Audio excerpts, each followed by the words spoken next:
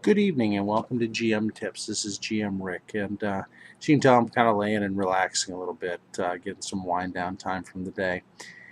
And one of the topics I want to really delve into a little more, and I've been thinking about it, especially in watching my posts on Twitter and some other places that I am a part of, which fortunately we got a lot of communities and groups, which is great.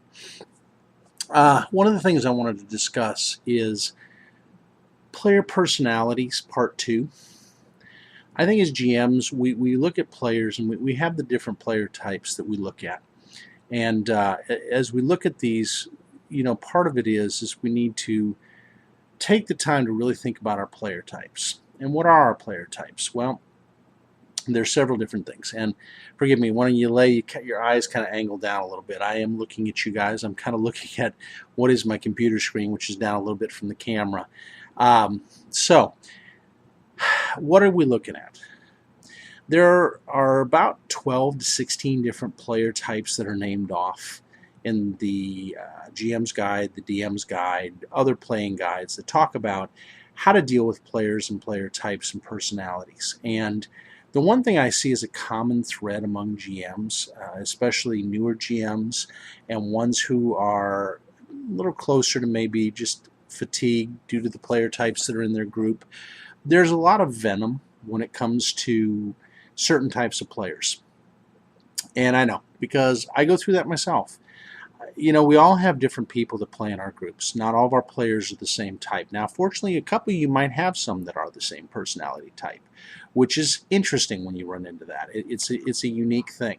So keep that in mind. Player types in general.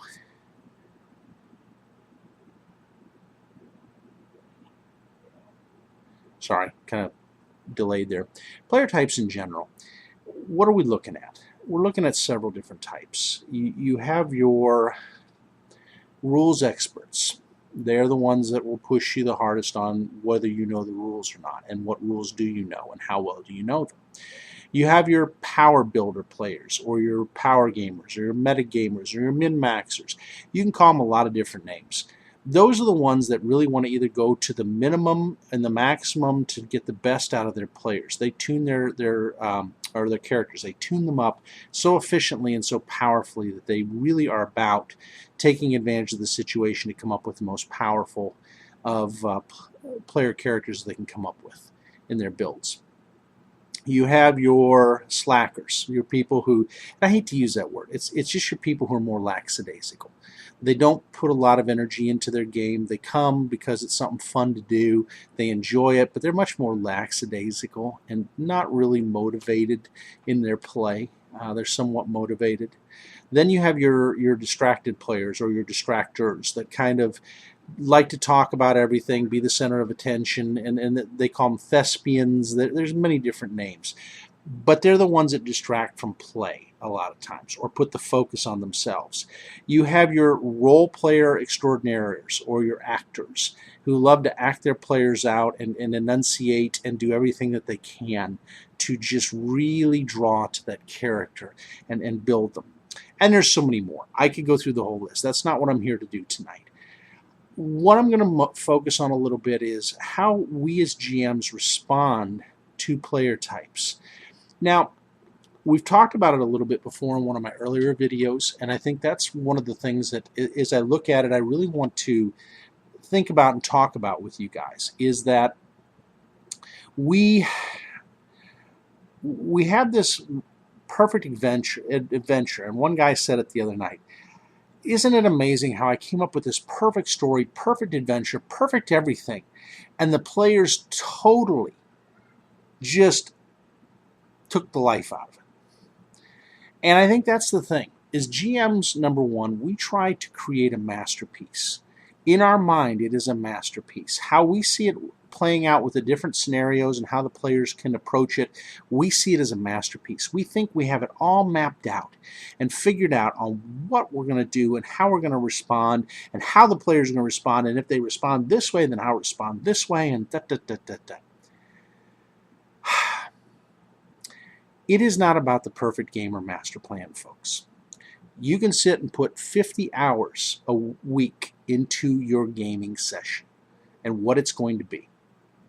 And the players still totally derail it and take it out of the element that you wanted to see it go and how you wanted to see it go. And the key is, are we so focused on what we've created that we worry more about the story going the way we want it than just letting the story write itself? And I think that's a good question to ask yourself as a GM sometimes. Why do I create the story? Why? Why do I write the adventure? Why do I modify it? Why do I take an existing adventure and modify it? Why do I create my world? Why? What purpose am I trying to serve in doing this? Other than just being the GM or the DM. And I think if you can answer that question, then the next part is a little easier. If the answer is I'm doing it for my own edification, then you got to ask yourself, what's more important? You getting what you want, or you providing a medium that the players can achieve some epic moments that they want to achieve? Goals, maybe backgrounds for their characters, other things. I had a perfect example. I have a new player that's going to hopefully be joining a one-shot that I'm going to be doing for Pathfinder. And it's going to be on line, but we're not going to be able to televise it. And so, one of the things we were trying to do is be sensitive to the players and whether they can join in by camera or not, and then be sensitive to whether we put it out on the net or not. So most likely you guys won't get to see it. Just for sake that I just don't want anybody to feel uncomfortable with being in front of a camera. Now that said, person is really thinking hard about what they want to play. And they hit me with the idea of a youth. Could I play a youthful character at second level? And at first, my first gut level thing was no. Doesn't work. But then I sat there for a little bit and I said, what's more important? What I think will work, or trying to find a way to make things work for that person? And that thought really hit me. And I thought, I want to make it a great experience for those playing. So why not? Why can't we do that? Okay, how could the story explain that person, that youth being second level? Well, maybe they were a cabin boy or cabin girl on the ship, out in the area they're going to be on. That would provide you experience the time you've been sailing, the encounters. Even as a youthful boy or girl, it would put you into a situation where you grow up quicker. And I thought, yeah, or being a wharf rat, running around the wharves, and you grow up and you have to learn a trade because maybe you lost a parent, or maybe you were an orphan, and you're learning your trade. And see, all things are workable. But my gut level was, oh my gosh, here we go. And the person's a good person. Enjoy them. Do a lot of bantering back and forth with them. Truly think of them as a friend and a good friend, kind of like my other player in my group that I play for the home game. But I let this situation get into my craw a little bit. And I'm glad I didn't sit there and dwell on why can't it work, and instead look at how can it work. And the question becomes, do you look at your campaigns that you designed that way with your players? Instead of sitting there and poo-pooing all the things they want to do you look at, okay, I don't know if I'm going to give them free range to do whatever, but I bet I could come up with something that would work for both of us and would make it a lot of fun. And see, that's our job as a GM in my mind, or a DM. It is truly our job to see how do we make it work in such a way that the game doesn't go way off, the cliff, but at the same time isn't just set in rigid stone the way I want it to go, and the way we want it to go as GMs or DMs. So I think that's the first thing in addressing personality types is, are there things in yourself that you have to look at in order to make an experience or a scenario or a module or a one-shot or a campaign more into what the players would enjoy? And that's a question to ask yourself. If you come up with the answer, yes, I am willing to do that and I really want to help them to achieve these things, you're on the right path. The other one, you got to do some rethinking. You really do. And I'm not going to tell you how you have to rethink it, because that's your journey. But you have to get into the how can I make this more about the players and their experience than about me and what I'm doing. So that's number one. Number two, opposite personalities clash. They do. Let's face it. The two types of personalities that clash the most are like personalities and unlike personalities, total opposites. And they go at each other harder than anything else. And maybe it was experiences that they had with the other personality that's really set them sideways. Maybe it was the fact that the other person they dealt with was totally inflexible in how they think. I can tell you right now, the most conflicting personalities generally are the people who know the rules really well. We call them rules lawyers. I'm not going to call you that. You're rules educated, or rules knowledgeable, or rules gurus, however you want to call yourself. I'm going to give you the respect due you and not call you a rules lawyer, because I think that's unfair. It is so unfair to call you that. You took the time to get to know the rules and know them well for your own reasons. And you should be appreciated and given a lot more praise for that. Because let's be honest, anybody that takes that much time to learn those things should be respected. So you're a rules literate, or a rules master's degree, as we'll call you. We'll call you the master's degree. I like that. You are the master's degree. So master's degrees and GMs, they tend to clash. And here's why. Because GMs get sometimes put aside that the master's degree may know more about their gaming system than them. And the excuse gets often used, well, I'm the GM, what I say goes. Or I'm the DM, I'm the dungeon master, what I say goes. At the ultimate day, I am the end-all authority, and I get to say what goes or not. Now, that's true, and that's truth. You are the end authority. But do you need to make that evident all the time? Do you really need to just raise it and flag it up in their face? Because then becomes the question of how good of a DM or GM are you? If your player knows more than you, are you really that good? And that's the counter argument that the master's degree will use with you many times. Instead, let me offer you a proposition here on how to think of things a little bit different. Invite and welcome the advice of the master's degree. In fact, maybe even after the session, say to the master's degree, look, I don't mind you giving me some input in the session, and if something's way off and there's something I should know, do me a favor. Let's say, hey, Mr. GM, can we take a break real quick? I got a quick question for you. And then let them pull you off to the side and ask the question. That way, then, it doesn't embarrass you in front of your players, and it's real respectful in how it's done. And then you can come back to the table and say, hey, you know, me and so-and-so were talking. And you know what? I want to go back and revise that a little bit of what I was saying. They were right about that. I didn't think about it in this context. So, yeah, I think we do need to handle it this way. It doesn't interrupt the action at all. In fact, if anything, it can enhance the whole experience, because then now the master's degree feels very self-gratified in the fact that they were able to help you. And I think that's really what they're trying to do most days, is just help you out. It annoys them in their craw because you're inflexible in listening to them. And I think it goes both ways. I think the problem is there's inflexibility on both sides. And I tend to wonder about that sometimes, you know, and I find that myself.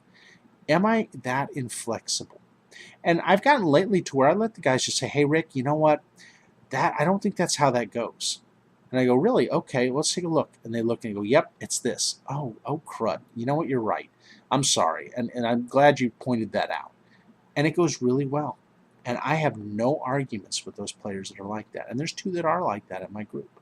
And they're good souls, good personalities. They're not trying to be, they even said, I don't want to just destroy the experience by pointing these things out, but I feel like I have to for balance. And I'm like, I'm glad you do. And it's okay. I don't mind it. And I think that's how we show our maturity as GMs and DMs, is that we're welcoming to the situation. Now, you have to tailor it to what works best for you to not be disruptive.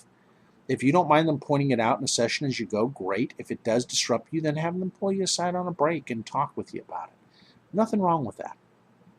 It keeps the flow going, and it keeps your mind open, and it really helps. Now the other ones are the power players, and I'll call them power players. I don't like metagamers. It is a nice description, but it's, again, kind of derisive in my mind, in my thinking. Now it's just me. You may find it fine, and they may find it fine. Or I hate the term min-maxers because, yeah, okay, that is what they're doing. But like my friend would tell you, who plays in my group, he is trying to get the best out of his character. He wants the best. Just like be all you can be, the motto of the military, be all you can be. That's what he's trying to do. He feels like if he can get his best, the party will benefit out of it. So what I try to talk with him is alternate thinking. And I think that's it. Instead of just writing down their character, get them to think about a little bit bigger picture scenarios. Okay, so you want to use spiritual weapon out of your wand and create 600 spiritual weapons that'll battle in the battle. How is that going to work metaphysically? Does it work? No. And how about you trying to keep control of the controlled chaos? How well will that happen? It's going to get a little bit hard.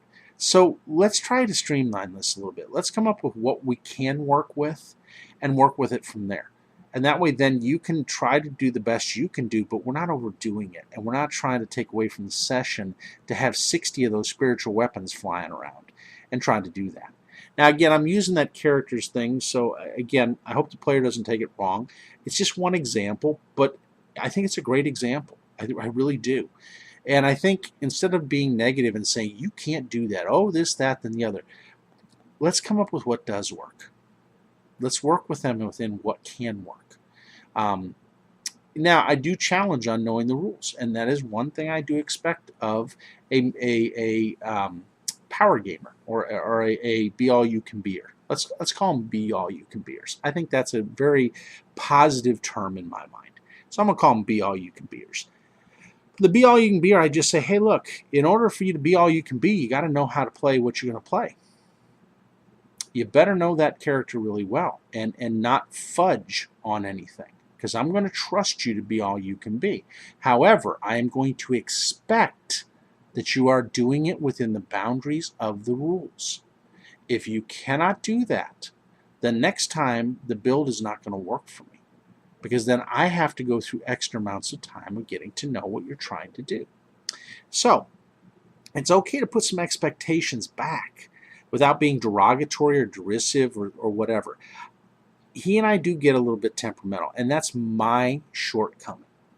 Yes, I am admitting that on this GM Tips.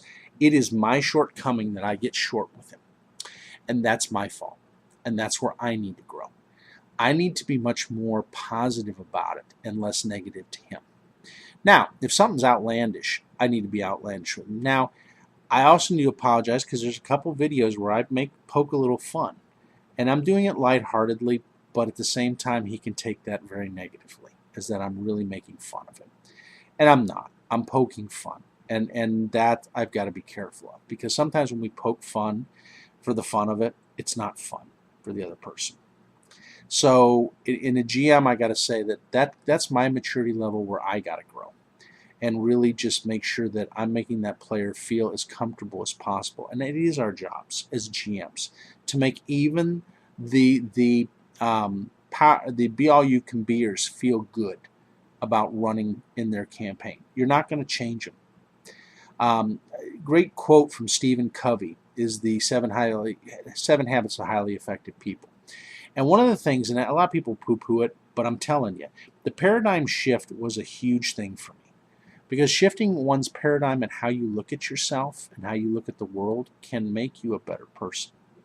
And one of the things he talked about was spheres of influence. And he says the more we try to influence people outside of ourselves and change them, the less we influence anyone, including ourselves. So your sphere shrinks as you are looking out to change everybody else. The more one changes oneself and looks retrospectively inward, not navel gazing, but looking in to see what you can improve, the greater the sphere of influence, because your sphere expands and it even begins to change those around you. Want to change others, GM? Change yourself. And seriously, I think sometimes we got to go in and retrospectively look at ourselves and say, What can I grow in today? What is something I can learn from this session? What is something I can take away? And what I'm sharing with you now are all those things that I've been doing the last few months. The things that I think really will add on to what we talked about with those type of players. Finally, create an environment that motivates all. With slackers and everybody else, or the disinterested, or those that want to be the center of influence, you have to create such an environment that's inclusive of everyone. And that's hard sometimes as a GM. But as you get used to the person and their peculiarities, as I call them, because we all have peculiarities, just ways we do things. People can call them eccentricities, whatever you want to call them. They're just the way that we are, the way that we look at the world. As you deal with them and get used to that, you become better at GMing them and DMing them. You become less upset and more fun.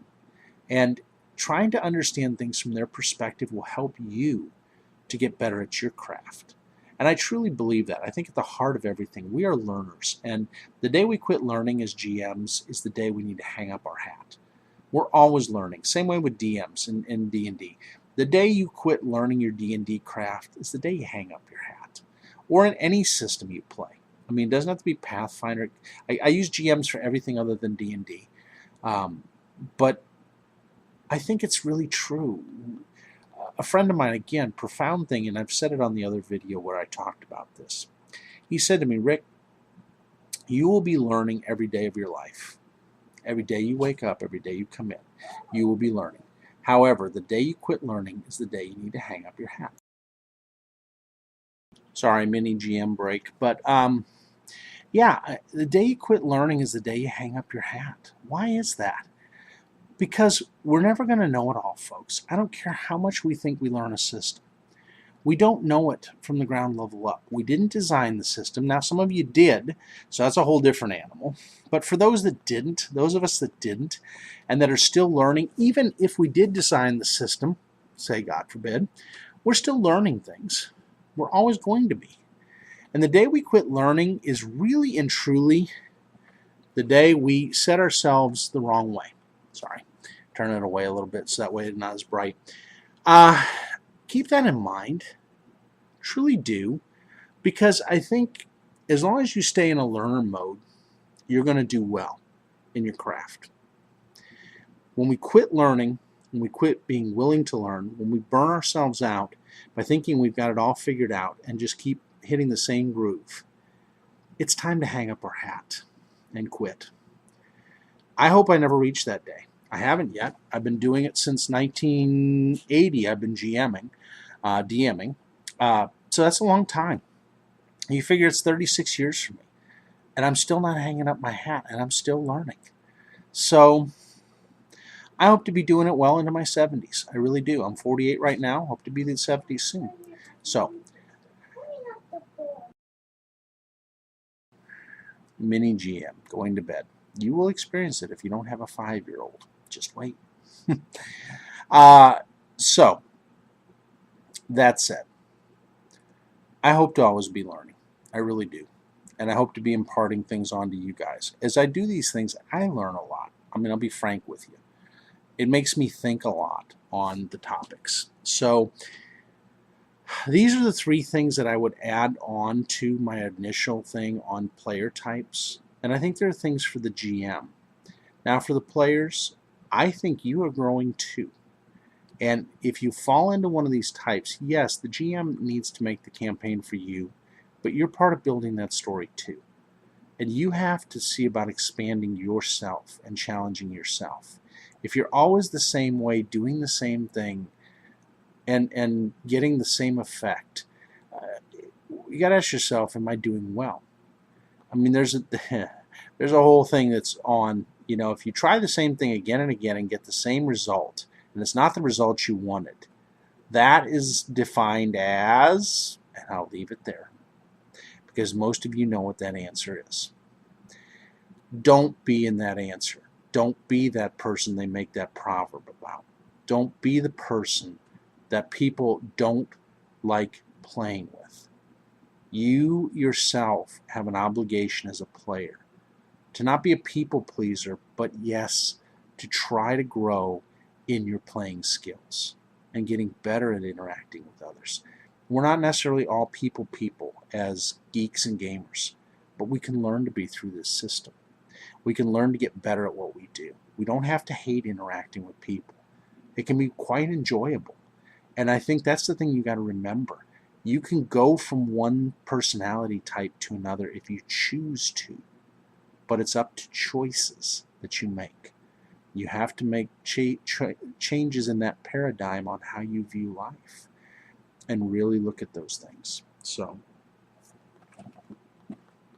Cassie agrees.